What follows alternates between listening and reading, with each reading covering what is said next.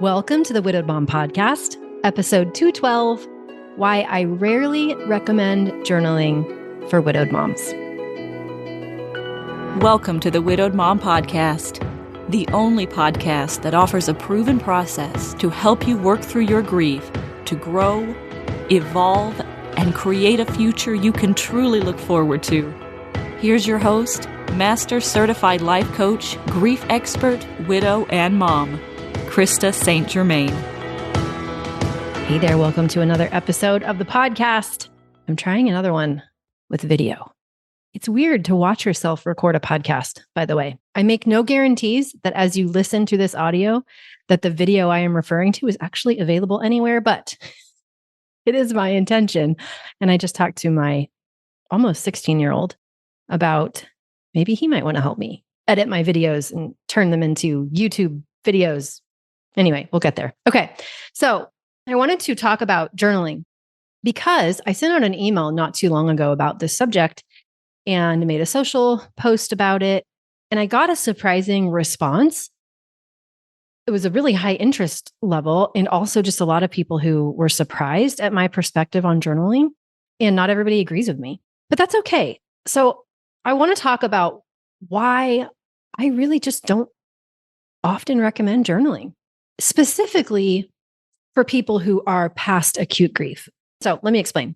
I know that it is popular wisdom that journaling is a great thing to do, that writing down everything that's in your mind and getting that out onto paper is a great thing to do. And I think sometimes it is, and sometimes it isn't. So let me tell you first when I think it is helpful, and then second when it isn't. And then I want to give you some ideas of like how you can navigate and know what to do instead. So in the early days of grief, what most people call acute grief, I think journaling can be very valuable. When you are in a place of such dissonance, when your brain is trying to adjust to the new reality that your person is no longer living, getting that out on paper can be really helpful. I did a lot of writing in my early days of grief. Now, I'm not going to put a time frame on that, okay? But for me, the first 6 months, I did a ton of journaling. I kept doing it just a little bit into the next year, up until probably that 9-month point. But in my first few weeks after Hugo died, I journaled quite a lot. And I would personally write letters to him. I had a journal and I wrote in it almost every day. And it was kind of like, "Dear Hugo, I can't believe you're gone. I can't believe this happened. Here's what I'm worried about." Like I recounted the whole experience. It was really helpful for me, just like talking to a therapist was helpful for me to kind of help it make sense to my brain. Because we can find ourselves in a common but strange place where we intellectually understand that the loss happened, but the predicting part of our brain hasn't really caught up yet. So it doesn't feel real. We know it's real, but it doesn't feel real. And so for me, journaling was really, really helpful in that time, as was talking to my therapist. This is also why I created the Memories That Matter journal, because wish I would have had it. We'll put a link in the show notes of where you can get that journal if you don't already have it. I don't remember what we're selling it for these days, but it's very cheap. But basically, I never really trusted my memory, and I was always worried that I would forget the things that mattered. And so I'm glad that I took a lot of time to write down things that I wanted to remember. Since that point, I created Memories That Matter, and it's just 100 journal prompts because it's hard to ask yourself the right questions. It's hard to even know what you want to remember when your whole world just exploded. So that's why I created that memory journal, was because I wanted it to be an easier experience for other people. It's like all the ideas come now after the fact. They weren't so easy to come by then. So I do think it's useful early in grief, tell your story, get it out, get to that place where, it feels like a solid experience in your body. You don't just intellectually know it happened, but you actually really, truly feel it, that it happened. So I think that can be a great use of journaling and a nice outlet. But here's where I don't recommend journaling and why I don't recommend it. Other people are already recommending it. You don't need me to recommend that anyway. When women come to me, they are usually, or at least when they're ready to work with me, they are usually in a grief plateau. They are in that place where, their level of wellness was where it was before the loss. They dipped down to a lower level of wellness and they're back up. They're back up to surviving. They're not thriving by any means, but they're back out of bed. They're back to work if they want to be. People around them are telling them how great they're doing and how strong they are. And they kind of want to cringe and throat punch them every time they say that. But we can understand why they're saying that, because from a distance, it looks like we're okay, but we don't feel great. We're not loving life in the grief plateau place. And if we aren't careful, what can come from journaling will actually reinforce what keeps us stuck in the grief plateau. So think about the way you think about your life, the way you think about your future, the way you think about the death of your person, right? When I was in that grief plateau place, I was thinking things like, I'll probably never be truly happy again. My best days are probably behind me. I should probably just be thankful for what I had. At least I know what true love feels like. Those were the kinds of thoughts I had about my life. I believed I could get by. Like that was one of my thoughts. I'll get by. I'm going to make it. But I'm probably just going to focus on the kids because I'll probably never be as happy as I once was. Okay. So these are the kinds of thoughts. And there are lots of other thoughts that you might have, but these are the kinds of thoughts that are very easy to think in a grief plateau. We also might start thinking things about ourselves as parents or about our kids, right? My kids are really going to struggle without their other parent. The wrong parent died. The fun parent died. We have thoughts about being powerless to help. None of these thoughts are wrong because thoughts aren't right or wrong. But it's really important to remember that the more we keep thinking them, the more we validate them and strengthen them and literally tell the filtering system in our brain to find evidence of how they're true. We start thinking them, we feel them, and we do that on repeat and we cement them. And if I hadn't discovered coaching when I was having these thoughts, I would never have known that they were optional. I just thought they were true. And this is why journaling can be problematic, because if we're just writing down our crappy limiting thoughts, which are very common, and we could pull all the widows and we probably all have a lot of the same thoughts, but if we just keep writing them down, we literally increase the frustration and stuckness that we feel. We literally block ourselves from changing them because we're reinforcing them. So this is why I don't recommend that. Now, in Mom Goes On, I teach a different process for this.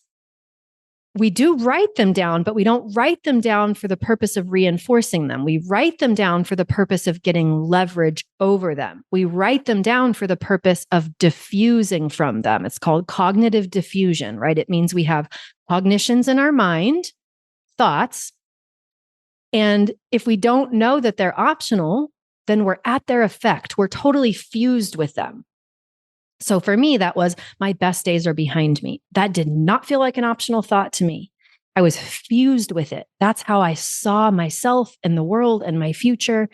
And imagine if I send my brain out with that thought, if I am wearing those thought-colored glasses, if I am asking the filtering system in my brain to look for evidence of how my best days are behind me, guess what? It's going to show me all the evidence of my best days being behind me. It's never going to show me. It's literally going to block from me any evidence that doesn't line up, because that's what the filtering system in our brain does.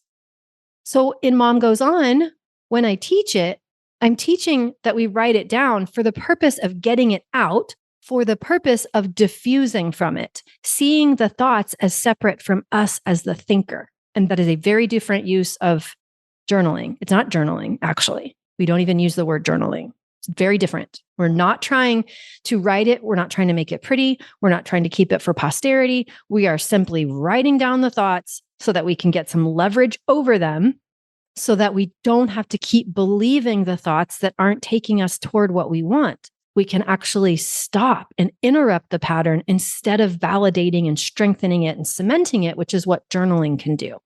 So, what I want to offer to you is that you consider when to stop journaling. And here's how I think you will know. If after journaling, you feel better, if journaling seems to be taking you toward the life you want, keep doing it. Trust yourself to know. If you actually feel worse after journaling, if journaling is taking you away from the future that you want, if journaling is just starting to cement the stories in your brain that don't feel good to you, then it's time for a different approach. All right? So know when to stop journaling. Know when it is moving you toward what you want. Know when it is moving away from what you want, and trust yourself. Then, if journaling is not helping you, that's when you can still write thoughts on paper, but for a different purpose. You want to get your thoughts on paper for the purpose of reframing them, for the purpose of diffusing yourself from them, for the purpose of replacing thought patterns that aren't moving you toward what you want with useful thoughts, with beliefs that help you create what you want next. Which in week 3 of my Mom Goes On coaching program, I teach you the exact process and we use it for a huge portion of the program, right? My other suggestion is that you consider connecting with widows who are forward focused. If you are in a community of widows who are mostly there to have a pity party, who are really, and I know you've been in these groups. I know you know what this feels like. Sometimes it's just people who are really just there to be part of the Ain't It Awful Club. Get out, move along, find another group. Okay. That will not help you, because what will happen is that those thoughts that hold you back are going to be reflected back to you in the masses of that group, right? They are all going to share those same thoughts, and reading them over and over will make you start to believe them more and more, which will take you further away from the life experience that you want, unless what you want is just to have a pity party. I'm not anti-pity party, but I don't think it's what most of us want in the long term. We may want to have the occasional short-term pity party, but we don't usually want the long-term like pity life, right? We don't want that. So get out of those groups. Highly recommend. That's why I like Mom Goes On. Everybody in there, they're spending money to be in this group. They don't take it lightly. They are not doing that because they want to be in a pity party. They want to be there to move toward the life they want, to create what they want, to love life again, which means they are more likely to point out your thoughts as opposed to reflect them back to you. And the fourth thing I want to suggest to you is that, again, get some professional help. If you really want to go fast, get some professional help. You can start practicing getting your thoughts out on paper for the purpose of diffusing yourself from them. And you can listen to the podcast and it will help you for sure. You can ultimately do amazing things with what you read, what you learn, what you hear. But if you want to go faster, if you want to do it in a way that feels supportive, if you want to do it in a way that has cheerleaders all around you, then get professional help. And it doesn't have to be me, although I highly recommend my program because it really is the most amazing thing ever. Mom Goes On. There are others, right? But consider joining a group that is specifically for widowed moms. Consider working with someone who actually understands grief, and not just theoretically, not just because they've studied it, but because they've lived it. Someone who can spot the thoughts that really do hold you back. Someone who can spot the thoughts that you would just be inclined to journal, right? But that would keep you stuck, so that you can change them. Because I swear to you, that is what's in your way. That is what is in your way. The stuff in your brain, the thoughts about what's possible for you and what's possible for your life and what you're allowed to have and what you can create and what you can't. All of those stories in your mind that you can reinforce with journaling if you do it too long, that is what needs to change in order for us to love life again. I have just done this work for too long. It just is. It just is. All right. So with that, I will say a couple of caveats. One, about everything I've talked about in this episode, there is no one size fits all solution. If there were, I would just say journal for X number of weeks and then stop, right? It's not that way. So you really do want to ask yourself, is this working for me? Is this moving me toward what I want? Or is it starting to hold me back from what I want? Am I just cementing all this stuff on paper that makes me feel even worse? And trust yourself to know. And if it's not working, then it's time to seek new tools. It's time to find a different approach, because what worked for you yesterday might not work for you today. And that doesn't mean you've done anything wrong. That just means that sometimes we need different tools and different techniques. And if we notice that something is starting to hold us back, it's totally okay to let go of it, right? If you have identified as a journaler and you decide that journaling is no longer serving you, that doesn't mean you're a quitter. Doesn't mean anything bad. It doesn't mean you failed at journaling. It just means that you're actually really smart because you're willing to explore different tools and techniques, and you're willing to let go of things once they pass their useful life, right? Okay. Sometimes I feel a little preachy when I talk about this kind of stuff, but you really don't need to journal, and you really want to consider if it's helping or holding you back. All right. That's what I have for you this week. I love you. You've got this. Take care, and I'll see you next week. Bye-bye. If you like what you've been hearing on this podcast and want to create a future you can truly get excited about even after the loss of your spouse, I invite you to join my Mom Goes On coaching program. It's small group coaching just for widowed moms like you, where I'll help you figure out what's holding you back and give you the tools and support you need so you can move forward with confidence. Please don't settle for a new normal that's less than what you deserve. Go to coachingwithkrista.com and click Work With Me for details and next steps. I can't wait to meet you.